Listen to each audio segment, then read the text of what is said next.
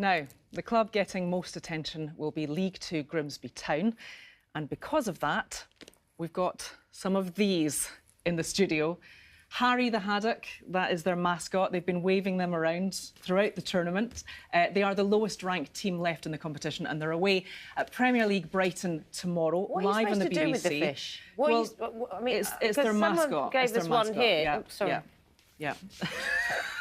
We're not supposed to do that. You're not supposed to. You're really not supposed to do that. People in the face with the fish. Yeah, go on. So tell us more. Once upon a time, it was quite a funny thing to see, but times have changed. I don't know if everyone would agree with that. Yes, so this is their mascot, but for balance, we've got this as well. So for Brighton, because Grimsby are playing Brighton. Oh, OK. So this is Brighton's mascot. They are known as the Seagulls. Well, and if you Jane, if you hold it up for camera six, you're on there. Can you just make it look nice and fly make or whatever? It look nice. Oh, right, flying over and then attacking. This is your moment. Yeah. This is how do you feel about Charlie getting you to do that? Though? It's like watching the Wild Isles, isn't it? Yes, David Attenborough can come Something on like there. that. Nature studio. Talk about the there you sound go. effects. There you Very go. nice. Have we got a fish sound effect as well? Have we? Yes, can do it. There you it is do now. That's it now. You do it. There you go. Goldfish. That was a fish.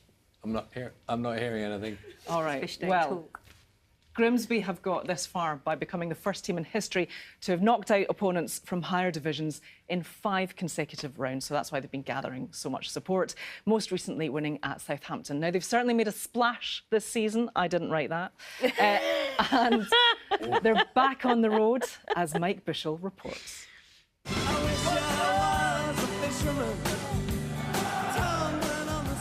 The incredible journey continues for Grimsby Town fans. After the League Two side's record-breaking victory at Southampton, the inflatable Haddocks will be pumped up again for a quarter-final trip to another Premier League side, Brighton.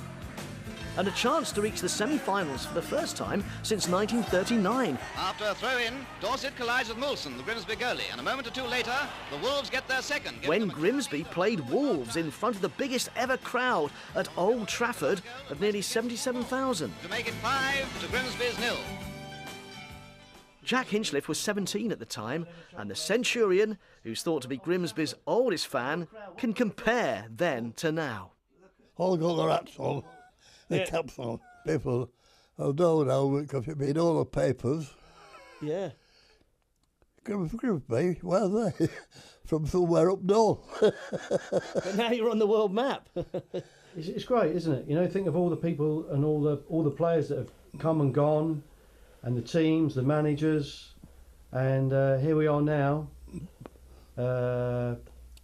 in the quarterfinals. Yeah, amazing. You got your own 100 shirt, look. Jack will be watching the Brighton quarter-final at home wearing the shirt the club gave him on his 100th birthday at a game last season. I got pulled up for swearing at the ref. What? What, when you got the shirt? Did you get a yellow card? Sing when we're fishing, we only sing when we're An FA Cup run links the generations. fish. History makers! History makers. From the 1930s to today, and a new fan who's fallen in love with her local team. I'm so excited about the Brighton match because if we get through, I'm going to be going to Wembley on the coach with my mum. Oh, and she's coming round to Granny's house for the match? Oh, absolutely. On Sunday we're having a Mother's Day lunch and then we're going to watch the match. We've got flags and we've got a Harry Haddocks, haven't we? And we're all going to wear the T-shirts cheering our favourite team on. The whole town is now caught up in FA Cup magic, from the recycling centre Up the Mariners! to the schools which allowed pupils to wear their black and white shirts yesterday. And given the club's history, this FA Cup run has also reunited fans from all over the planet. You see the affection and the passion. When I go to the Grimsby matches, it's everybody, you know, there are no tourists. You know, when you go to United or Liverpool or whatever, there are tourists everywhere, and you can't feel the same passion like you do with Grimsby. Harry emigrated with us in 1995, and he's 34 years old. He's a little bit deflated at the moment, but I just keep putting a bit more oxygen in him, and he's fine. None of us were alive when the last time in the last quarterfinal was like 1939, so it's a huge achievement for the club. And I think it's going to be a great atmosphere for the guys that are going. I'm very, very jealous. The thousands of fans that will be heading to Brighton will be armed with their inflatable Harry Haddocks, the inflatable fish that have become synonymous with Grimsby's FA Cup run this season. The club shop has sold out once again, thousands flying off the shelves. But at Brighton, they will be in some danger, some peril. After all the fuss over Harry, there's now been a race amongst Brighton fans to get as many inflatable seagulls as possible. We've been very impressed by Harry the Haddock, but it's only right that we fight back. And what better way to do that with our mascot, the seagull, to counteract? And we're both, of course, seaside towns. Here in the club shop at Grimsby, they're not so impressed by your seagulls. We've got an example here that Ray's holding. Ray? Yes, it looks a little deflated, if I'm honest with you. Compared to the haddocks, are much bigger. Huge. And that's not even properly blown up. They look pretty magnificent, but I think Eric Cantona once made a well-known quote about seagulls following trawlers in order to catch the fish. So perhaps we might need a bit of Cantona-inspired magic on Sunday. No, this weekend the seagulls will go hungry. The purpose of a football club is creating memories, uniting the community and trying to give hope and aspiration, right? And it seems to be doing all those three things a little bit sooner than we anticipated. And you know, we're under no illusion that Sunday's going to be a challenge, but I described someone the other day as it's not even David versus Goliath, it's like David's younger sibling versus Goliath's super hard dad. You know, it's like, we know the challenge, but it's the experience running up to the game that's as important, and enjoying these moments.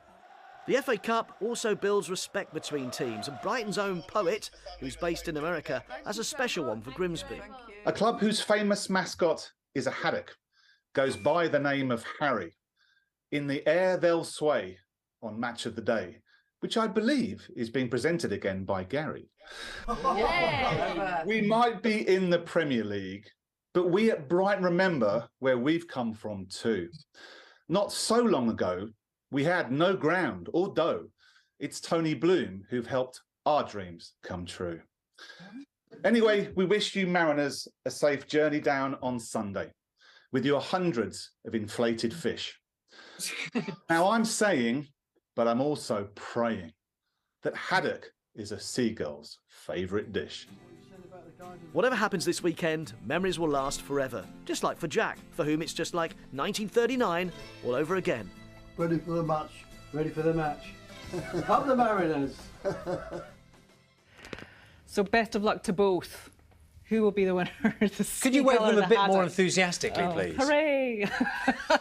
You do it. You do it. Yeah, we've got other things to do. We've got other stuff to do now. We've got other stuff to do. I can't hold that while I'm introducing another item. It's going to look really weird. Two things at once. I think we're finished with them. Should we chuck them away? Yeah, there we go. it's done. Finished. Great.